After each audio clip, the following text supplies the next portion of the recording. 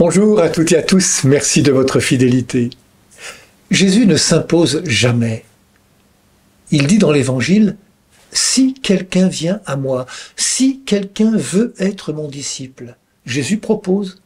Il s'adresse à nous comme à des personnes capables de lui répondre. Venir au Christ, devenir son disciple, suppose de notre part un cheminement personnel, une réflexion, un discernement et des choix.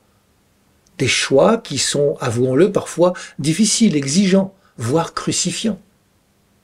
Mais choisir, c'est manifester que nous sommes libres.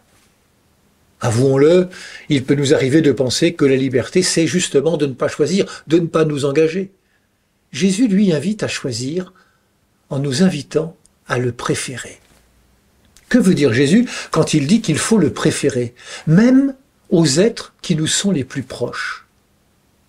Jésus, attention, ne dit pas de n'aimer que lui, mais bien de le préférer. Que peut bien signifier cette préférence? Et si cela voulait dire que choisir le Christ, c'était choisir d'aimer? Regardons comment Jésus aime dans les évangiles. Il aime d'un amour qui respecte la volonté de son Père, le Créateur. Autrement dit, il aime d'un amour qui respecte la création et les créatures. Il aime d'un amour gratuit qui n'attend rien en retour, d'un amour qui ne sait que donner.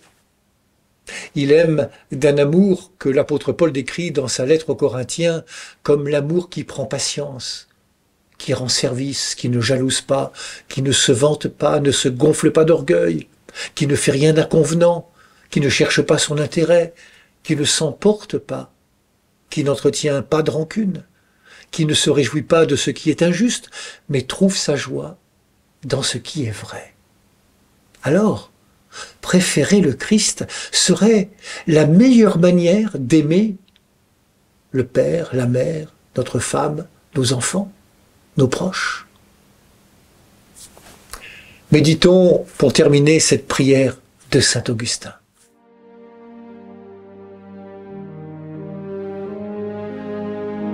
Donnez, Seigneur, ce que vous commandez, c'est-à-dire venez vous-même, par la puissance de votre grâce, accomplir en moi les renoncements que je n'ai pas le courage d'entreprendre. Arrachez en moi l'ivraie et les racines amères qui doivent être arrachées, j'y consens. Mais corrigez-moi avec patience et douceur, comme un père qui éduque son enfant, car vous le savez, je ne suis ni de bronze ni d'airain, mais pauvre argile humaine. Et puis surtout, Seigneur, attirez-moi toujours plus à vous, car je ne peux vivre sans amour. Et si vous ne m'attachez pas à vous, comment pourrais-je me détacher de ce qui n'est pas vous?